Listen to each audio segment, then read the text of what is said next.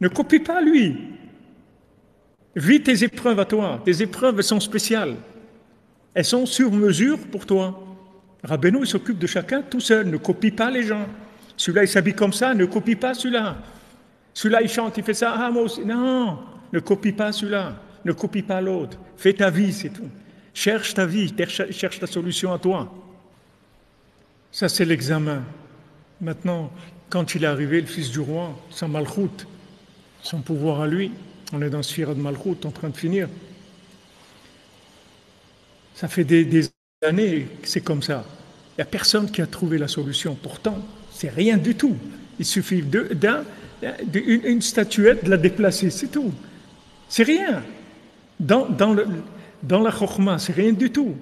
C'est pas comme quelqu'un qui a découvert le fil à couper le beurre. C'est rien du tout. Et pourtant, il n'y a personne qui a trouvé. Les gars les plus intelligents, ils n'ont jamais trouvé. Pourquoi? Parce que c'est son tikkun à lui. Il n'y a que son âme qui peut résoudre ce problème-là. Donc, Rabbeinu, quand il donnait à l'époque où il donnait des jeûnes, il donnait à chacun, à Rosh Hashanah, il lui donnait un petit papier avec les jours où il doit jeûner dans l'année. Mais ce n'est pas les mêmes. Chacun, il avait des jours.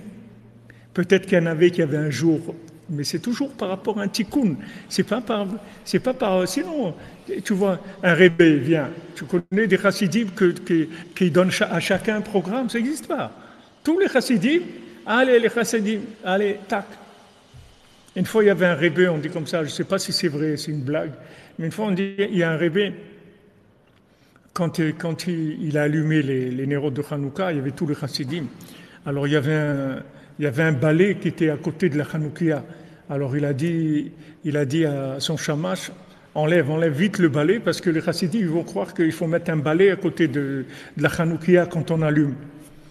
Alors il a vite enlevé. Alors après on dit les chassidim, quand ils allumaient la Hanoukia, ils mettaient un balai, ils l'enlevaient, et ils l'enlevaient après. Pour vous dire que quoi? C'est des programmes basiques pour tout le monde. Pour tout le monde. Rabbeinu aussi, il a des conseils pour tout le monde. Chatzot, Itbodedut, Tuman Rosh Hashanah, la halacha. Ça c'est pour tout le monde. Mais après, il faut que tu cherches, mon ami. Il n'y a pas de programmation générale. Tu dois te débrouiller. Il faut que tu cherches ta connexion. Il faut que tu cherches c'est ta vie, c'est ton âme. Il n'y a personne qui peut te dire. Il n'y a que le Rébé, il n'y a que Hachem et Rabbeinu qui peuvent te dire. Mais il n'y a personne au monde qui peut te dire qu'est-ce que c'est ton truc. Donc ça fait partie de l'examen. C'est pour ça, ne copie pas la vie de l'autre, parce que c'est dommage, tu vas perdre ta vie. Parce que même si la vie de l'autre, elle est réussie, pour toi, ça ne s'appelle pas une réussite. Rabbeinu, il a des programmes pour chacun. Il connaît ton âme depuis Adam Arishon. Il sait par où tu es passé. Il sait exactement où tu vas, qui tu es, qu'est-ce qu'il te faut, etc. Donc, copie pas. Ne copie personne. Fais ta vie, c'est tout. Maintenant, tu es avec des amis et tout, il n'y a pas de problème. Mais ta avoda à toi.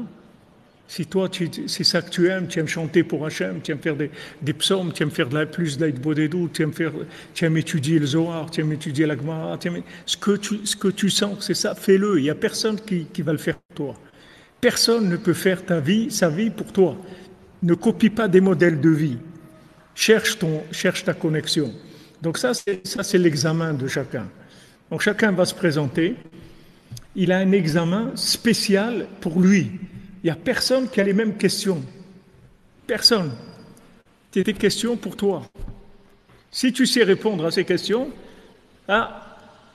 c'est ça ton tikkun. Donc maintenant, il dit que c'est la bdika, la vérification, le test, l'examen de chacun quand il vient pour se purifier. Maintenant, on se purifie chacun pour arriver à Matan Torah. Ça aussi, Matan Torah. C'est ma Torah. C'est pas la Torah de l'autre. C'est ma Torah.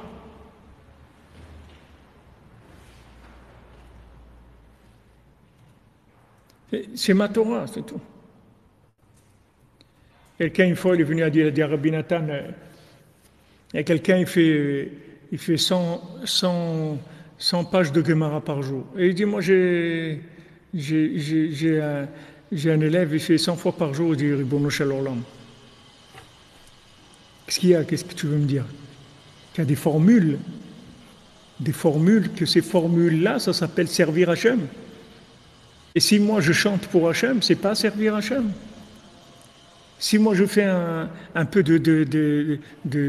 peu de pipeau, je joue un petit peu du pipeau pour Hachem, je fais un peu de la flûte, c'est pas servir Hachem. C'est quoi servir Hachem? Une fois, il y avait à Ouman, il y avait à Rosh Hashanah, il y avait Rav Avraham Sternhardt, qui était le descendant de Rabbi Nathan. C'est lui qui sonnait du chauffard à Rosh Hashanah. Alors, il y a quelqu'un qui s'occupait des cuisines. Alors, il a demandé... Il parlait avec Rav Sternhardt comme ça, et il lui disait, toi tu as de la chance et tout, tu sonnes du chauffard et tout, moi je suis là-bas, cuisine, je suis obligé au milieu de la prière de sortir pour aller surveiller le manger. Alors Rav Sternhardt, il lui a dit, tu veux on change? Tu veux que je te donne le mérite du son du chauffard, tu me donnes le mérite de la cuisine, je change tout de suite avec toi. Quand il a entendu ça, il dit non, ça va. Il n'y a pas plus. Qu'est-ce que c'est plus de sonner du chauffard ou plus de préparer à manger pour les gens? Il n'y a pas plus. Ça, c'est mon truc. Comme il a dit le cordonnier, c'est mon truc. Mais regarde ce qu'il fait lui, il fait des super chaussures. Mais c'est lui, c'est pas moi, tu me parles d'un autre monde. De quoi tu me parles?